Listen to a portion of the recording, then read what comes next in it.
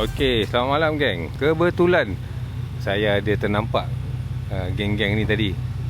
Okey, so kita kejar dia orang, kita ikut dia orang. Dan kita tanya-tanya lah kan. Okey, actually ada beberapa kereta. Ada 1, 2, 3, 4, 5, 6, 7, 8. Lebih kurang 8 biji yang dia orang dah dekor dia orang punya kereta. Ada LED ni Okey, actually dia orang group of people yang buat apa orang cakap tu, charity saya tanya tadi. Okay, so dia orang akan pergi ke rumah anak yatim apa semua untuk dia orang buat charity lah. Okay, tapi idea dia orang baik lah. Okay, dan pelbagai jenis kereta ada, EV ada, Lambo pun ada. Okay, dia orang kata tadi dia orang akan pergi ke negeri-negeri lain juga. Okay, kalau korang jumpa, korang pimpin lah dia orang. Okay, so dia orang akan bawa dia orang pergi ke Alezo, tempat abang kita, abang Zenlo kita. Oh, baik.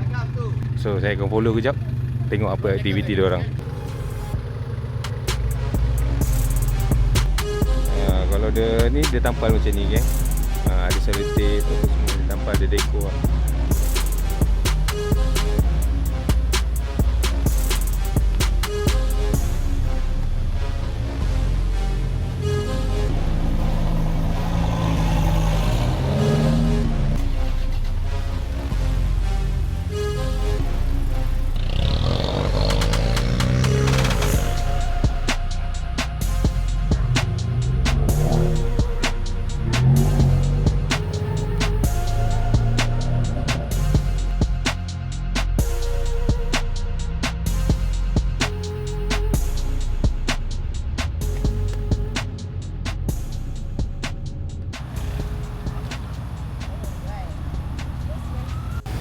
Okey geng, akhirnya diorang sampai kat sini. Saya tak sempat nak kejar diorang.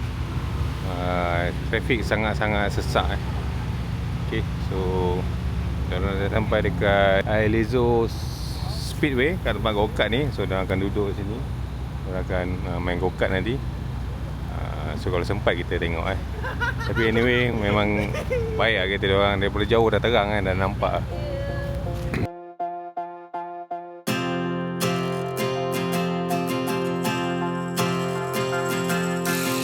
This is the hour, the darkest place. Dante's Inferno, the devil's maze. It's a good world, good world gone bad.